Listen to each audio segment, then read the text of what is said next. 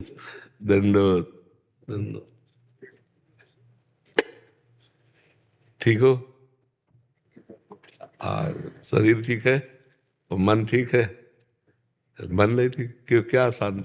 अब सब इससे भगवत प्राप्ति होना है तब।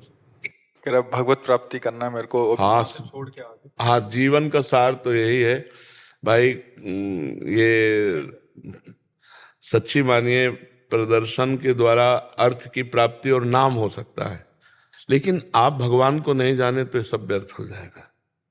मतलब जैसे भजन नहीं किया तो फिर ये नाम कीर्ति कितने दिन रहेगी? संसार कितने दिन याद? रामकृष्ण को याद नहीं करना चाहता तो और किसको याद करेगा? तो बुद्धिमानी तो यही कि लोक यश प्राप्त किया, लोक में अब भगवान की भी प्राप्ति कर लो। हाँ, जीवन का लाभ यही कि जितेंद्रिय होकर और अच्छे महात्मा बनकर भगवान की प्राप्ति कर लो। लोक यश प्राप्त किया, अब परलोक की, जब लोक में अपनी धाक जम गई ना, तो अब परलोक में भी जमाओ, तब तो बात जम पाएगी। नहीं तो आपके पास जो कुछ है सब यहीं का है। यहां से जब चलने की तैयारी आएगी तो आपके पास कुछ नहीं रहेगा। मेरी बात समझ लीजिए ना, ये शरीर रहेगा जिसके द्वारा आपको यश प्राप्त हुआ है, और यश से जो आपको धन मिला वो धन भी नहीं रहेगा, दूसरे लोग उपभोग करेंगे। आपके पास अगर नाम नहीं है भगवान का, भजन नहीं है, तपस्या नहीं है, तो फिर वो बात नहीं बनेगी। तो हमें लगता है आपके ऊपर भगवान की कृपा है जो आप सावधान होना चाहते हो, नहीं तो बहुत बुरी तरह फंस जाते हैं, बहुत बुरी तरह। यश कीर्ति के एक ऐसा जाल होता है, अब उसके नीचे उतर नहीं सकता है। एक लेवल होती है ना, अब जैसे आप उस लेवल में यश में चढ़ गए तो अब उतर नहीं सकते हैं। अब उस लेवल में जीने के लिए अर्थ चाहिए, और अर्थ के लिए अब कुछ भी करना पड़े। फिर आदमी क्या करता है? अपनी लेवल बचाने के लिए, पोजीशन बचाने के लिए कुछ भी करना, बस इसी में जीवन व्यतीत हो जाता है। धीरे धीरे अवस्था कम होती चली जाएगी, वृद्धावस्था, अब शरीर ही भारी पड़ जाएगा। तो हम ये कहते हैं कि नाशवान शरीर है, आज नहीं तो कल धोखा दे जाएगा। तो इसलिए अभी स्वस्थ हो आप, अभी जो चाहो कर सकते हो, तो आराम से भजन में लगो। कमा कर अगर इतना हो गया हो कि आप एक वास खरीद सकते हो, आप खा पी सकते हो, तो भारत में कहीं भी रहो, खूब नाम जप करो। नाम जप से सब मंगल हो जाएगा, धीरे धीरे मन बदल जाएगा। और हम कहते हैं मन बहुत बढ़िया तुम्हारा है, इतने बड़े भोग विलासिता के बीच में रहकर भी तुम्हारे मन में अभी इतनी जगह है कि मैं भगवत प्राप्ति करूं। और भगवान कह रहे हैं भोगैश्वर्य प्रसक्ता नाम तया प्रहृत चेतसाम व्यवसायत्मिका बुद्धि समाधो न विधीयते। जो भोग और ईश्वर में फंस जाता है वो कभी ये नहीं सोच पाता कि मैं भगवत प्राप्ति करूं। और आपकी सोच है, इसका मतलब अभी भगवान आपको बचा रहे हैं, तो अभी निकल जाओ। नहीं, जैसे आपका यश व्याप्त है ना, जैसे आपका समाज, तो वो फिर उसी में लगा रहता है। आप निकलो, भगवान की तरफ चलो, ठीक है?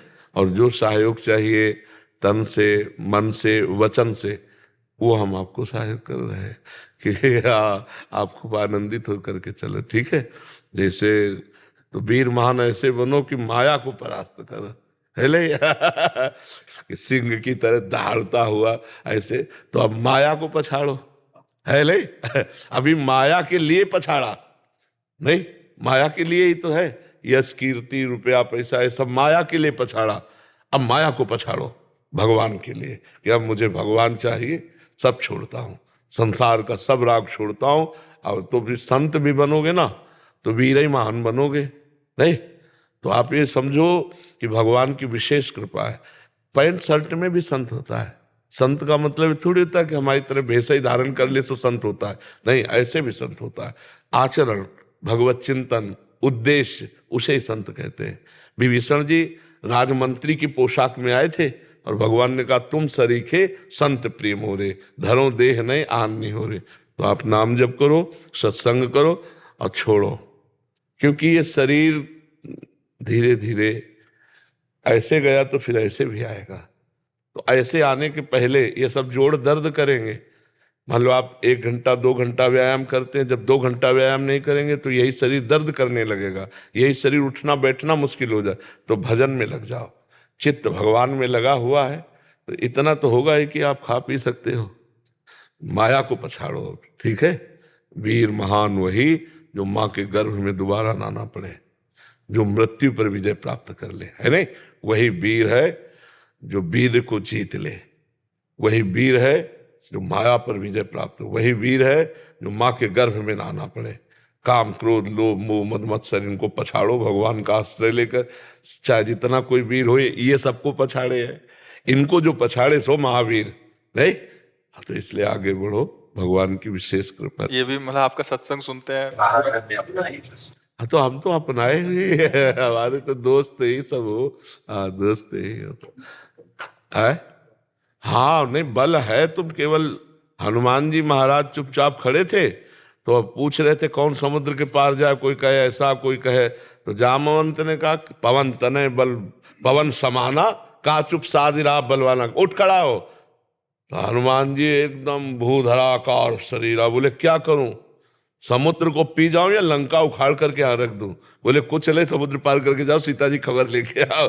तो वो बल है। हम भगवान के अंश हैं, हम भगवान के बच्चे हैं। हम जो चाहें वो सब कर सकते हैं। बिल्कुल आप निश्चिंत रहो, नाम जप करो। नाम में एक अपार सामर्थ्य है, वो आपको दिशा देगी। क्या नाम जप करें महाराज? क्या जप? जो प्रिय लगे। हमें कहते हैं, हम तो, हमारा प्राण प्रिय तो राधा राधा नाम है। आपको राम, कृष्ण, हरि, शिव जो प्रिय लगे वो नाम जप करो। आपको कौन सा प्रिय नाम लगेगा? हाँ, अभी तक तो राधा राधा के प्रेम। हाँ, जो नाम प्रिय लगे उसी को अधिक मात्रा में जपो। बहुत इससे पावर मिलेगा आपको। अब देखो, शारीरिक बल अलग चीज है, आध्यात्मिक पावर अलग चीज है। बाहर के वीरों को तो हम गोली से या भुजा से परास्त कर सकते हैं, लेकिन अंदर के वीरों को नहीं। जो अंदर अटैक करते हैं उनके लिए आध्यात्मिक ज्ञान चाहिए, और उसके लिए आध्यात्मिक बल चाहिए। वो नाम के द्वारा मिलेगा। जितना नाम जप करोगे आपको खुद महसूस होगा अंदर।